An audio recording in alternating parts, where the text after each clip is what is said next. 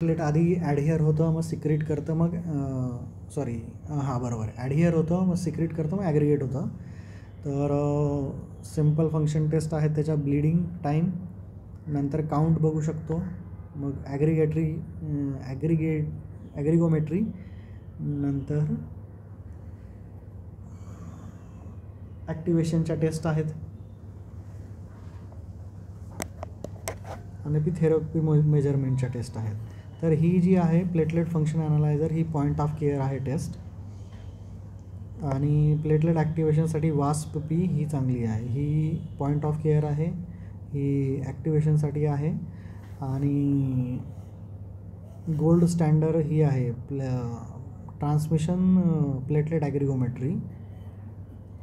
तर त्याचं नाव इथे डायरेक्टली का नाही आहे. लाईट ट्रान्समिशन प्लेटलेट ॲग्रिगेशन, तर हे गोल्ड स्टँडर्ड आहे. तर याच्यात ॲक्टिवेटर टाकून लाईटचं ट्रान्समिशन बघणार आपण. तर वेगवेगळ्या ॲग्रिगेटरला कसा रिस्पॉन्स येतो त्याच्यावर त्याचं डिव्हिजन आहे. पहिल्यांदा फर्स्ट वेव आहे ॲडहेजन्सी, मग नंतर सिक्रेशन चालू झाल्यावर मग सेकंड वेव ॲग्रिगेशनची आहे. तर इथे सिक्रेशन होतं, तर प्रायमरी वेव, सेकंडरी वेव असे त्याचे आहेत गोष्टी.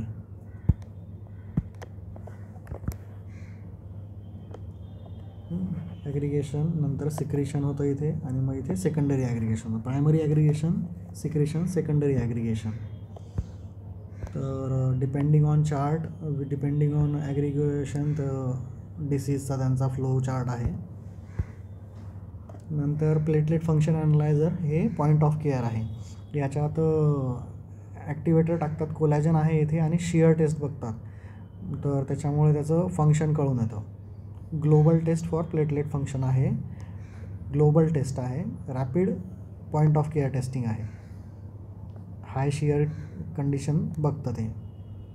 तर याची फार नेगेटिव्ह प्रेडिक्टिव्ह व्हॅल्यू खूप आहे. हा जर नेगेटिव्ह आला तर तो सांगतो की बाबा पेशंटला काही आजार नाही आहे.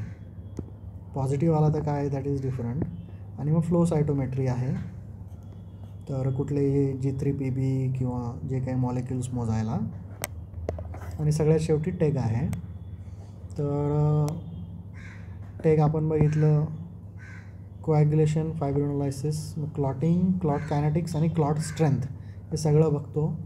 तर हा व्हिडिओ बघितला मी यूट्यूबवर, आणि केजो हॅज गिवन याच्यापेक्षा पण कितीतरी जास्त गोष्टी दिल्या आहे. तर ब्लिडिंग टाईम सगळ्यात बेसिक आहे, परंतु आता नाही, ऑब्सोलीट आहे, रिप्रोड्युसिबल नाही, इन्वेजिव्ह आहे, इन्सेन्सिटिव्ह आहे, सब्जेक्टिव्ह आहे. नंतर मग काउंटिंगच्या मेथड, आपण मॅन्युअल सगळ्यात फर्स्ट लाईन आहे, तर ते पण व्हेरी होतं. तर मग ऑटोमेटेड आहेत, ऑटोमेटेड सेल काउंटर्स आहेत किंवा ऑप्टिकल काउंटिंग मेथड्स आहेत. तर यांच्यामध्ये आधी हे बघायचं मीन प्लेटलेट व्हॉल्यूम, त्याच्यामुळे तुम्हाला काही जज करता येईल. तर आधी काउंट, नंतर मीन प्लेटलेट व्हॉल्यूम आणि पेशंटची हिस्ट्री, या तिघांवर खूप सारं हे होऊन जातं, रूल आउट होऊन जातं.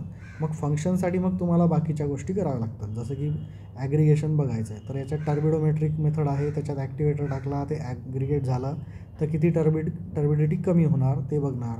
किंवा होल ब्लड ॲग्रिगोमेट्री, याच्यात इलेक्ट्रिकल इम्पिडन्स आहे. आणि लाईट स्कॅटरिंग मेथड, तर लाईट स्कॅटरिंग ती गोल्ड स्टँडर्ड लिहिली, आता याने ती तशी मेन्शन नाही केली आहे. मग ॲडहेजनच्या टेस्ट आहेत, ॲग्रिगेशन आहे, हे ॲडहेजन आहे. तर हे आपण बघितलं प्लेटलेट फंक्शनल ॲनालायझर, तर त्याने तिथे म्हटलं आहे की ग्लोबल टेस्ट आहे इथे, आणि ॲडहेजनच्या याच्या खाली टाकलेली आहे. आणि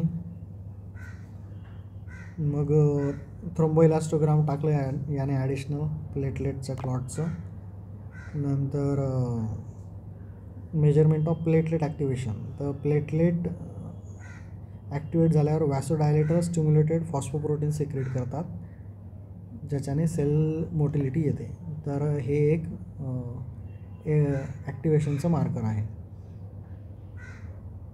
मग फ्लो सायटोमेट्री कुठेतरी टाकू शकता. आणि मग अँटीप्लेटलेट थेरपीसाठी या काहीतरी गोष्टी आहेत. व्हेरीफाय नाव ॲनालायझर, टर्बिडोमेट्री मेथड आहे, आणि मल्टीप्लेट ॲनालायझर. तर आय डोंट नो आपण किती लिहू शकू याच्यातनं, but that system is easy to understand. कारण की या व्हिडिओमध्ये तो सांगतो की एवढंच आहे ना, हे पण आम्ही रुटीनली करत नाही. तर रोटेम झालं म्हणजे टेक झालं, नंतर फ्लो सायटोमेट्री झाली, प्लेटलेट फंक्शन ॲनालायझर हे पॉईंट ऑफ केअर झालं, ग्लोबल टेस्ट आहे, ॲक्टिवेट करतात, नंतर शिअर बघतात. तर ॲक्टिवेशन पण आहे आणि क्लॉटचं स्ट्रेंथ पण होऊन जाते, हाय शिअर रेट असतो इथे. आणि त्यानंतर हे झालं तुमचं ॲग्रिगेशन,